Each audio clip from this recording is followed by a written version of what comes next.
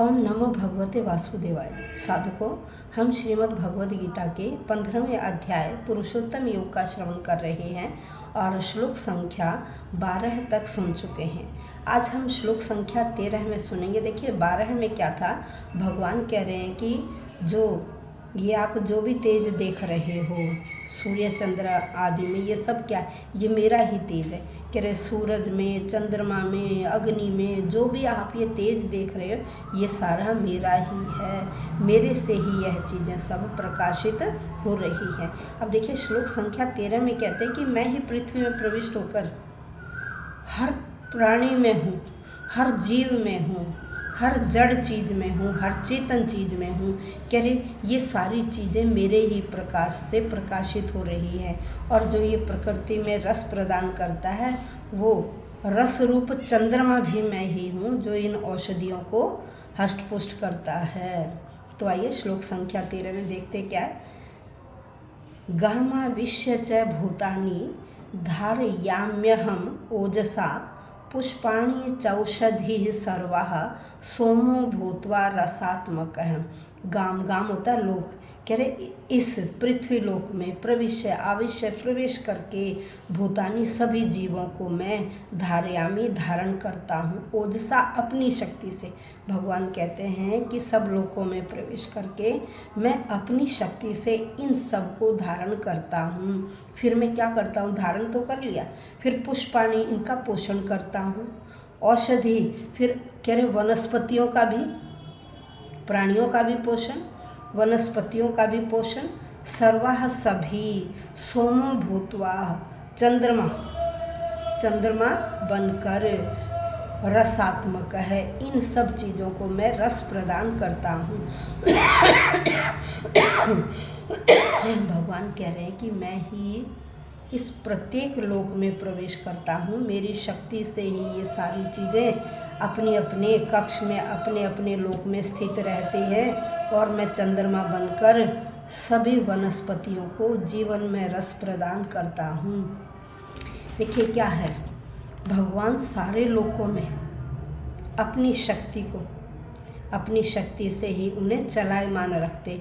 हर चीज़ भगवान की शक्ति से ही वायु में तैर रही। बहुत सारे लोग हैं जो वायु में तैर रहे, हर अणु में, लोक में और प्रत्येक जीव में। कह रहे मैं ही हूँ। इसके बारे में ना ब्रह्म संहिता में बताया गया कि जो भी चीज़ें हमें दिखाई दे रही वायु में तैरती हुई, इन सब में इन्हीं भगवान का ही अंश है।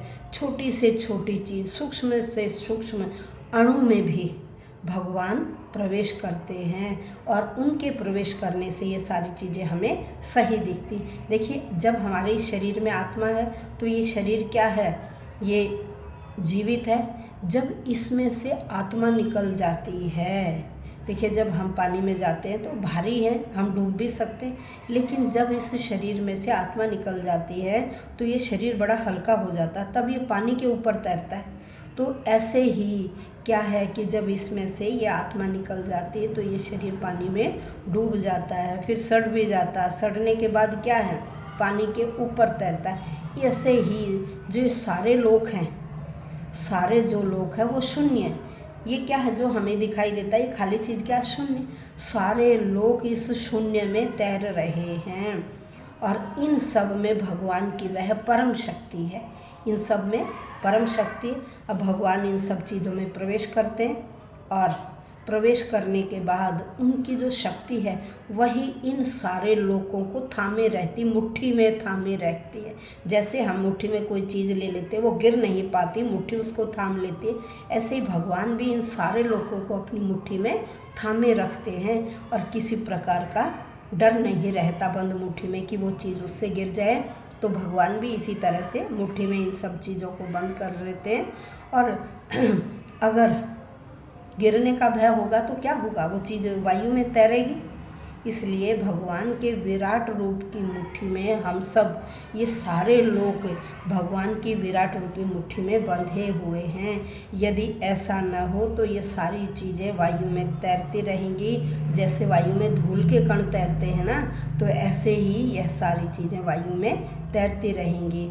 और चंद्रमा क्या करता है, चंद्रमा हर चीज़ में स्वाद प्रदान करता, उस चीज़ को स्वाद बनाता, क्योंकि चंद्रमा में रस है। ये औषधियाँ वगैरह जो पनपती हैं वो किसके कारण? चंद्रमा के कारण। जो रस है ना, उन औषधियों में जो रस बनता है वो रस चंद्रमा के कारण बनता है। इसलिए चंद्रमा के प्रकाश के बिना सब्जियां न तो बढ़ सकती हैं और न ही वो स्वादिष्ट बन सकती। सूर्य के साथ साथ चंद्रमा भी क्या है? उस भगवान का ही अंश है, अपरा प्रकृति है। ये सूर्य, चंद्रमा, पृथ्वी सब क्या है? भगवान की अपरा प्रकृति हैं। इन सब से ही यह जो संसार है वो प्रकाशमान होता है। भगवान ही इन सब चीज़ों के उत्पादक है, वही इन चीज़ों के धारक है, वही इन सब चीज़ों के, सब लोगों के क्या है? पालक हैं, वही इन सब की रक्षा करने वाले हैं और वह भगवान ही इन सब को प्रकाश प्रदान करने वाले हैं। और हर वस्तु चंद्रमा के प्रभाव से परमेश्वर के द्वारा, चंद्रमा भी क्या है? परमात्मा का ही है, तो उस परमेश्वर के द्वारा चंद्रमा के प्रभाव से ये जो चीज़ें हैं, औषधियाँ हैं, वो स्वादिष्ट बनती हैं, उनमें रस बनता है। तो यहाँ भगवान कह रहे हैं कि जो भी चीज़ें हैं ये सब कुछ, चंद्रमा आदि ये सब क्या हैं? यह मेरी ही शक्ति से मैं इनको प्रकट करता हूँ और ये प्रकट होकर फिर क्या करते हैं? वनस्पतियों में रस प्रदान करती हैं। तो ऐसा भगवान ने श्लोक संख्या 13 में हमें बताया है। देखिए, वीडियो को लाइक कीजिए, शेयर कीजिए। अभी हमारा 15वां अध्याय कंप्लीट होने वाला है और अपने बड़े बूढ़ों को भी सुनाइए। हमारे ये जो ग्रंथ है ये अद्वितीय ग्रंथ है। श्रीमद् भगवद गीता में जो ज्ञान छिपा हुआ है, जो उस समय घटना कब घटी? द्वापर युग में। कब घटी? द्वापर युग में। और आज भी वो घटनाएं या वो बातें आज के युग में भी ज्यों की त्यों उतरते। जो शिक्षा हमें ये ग्रंथ दे रहा है वो शिक्षा आज भी यों की त्यों घटित होती है। तो ये ऐसा ग्रंथ है जो हमें बहुत कुछ सिखाता है, इसमें बहुत गूढ़ ज्ञान छिपा हुआ है। तो इस ग्रंथ का ज़रूर रसास्वादन कीजिए। यदि ये ग्रंथ आपने नहीं पढ़ा तो आप इसके ज्ञान से अनभिज्ञ रह जाएंगे और जीवन आपका ऐसे ही बीत जाएगा।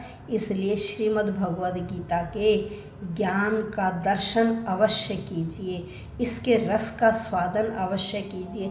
वीडियो लाइक कीजिए, शेयर कीजिए, सब्सक्राइब कीजिए, ताकि आगे जो भी मेरी वीडियो लाइव सेशन आदि आते हैं उनकी नोटिफिकेशन आपके पास पहुंच सके।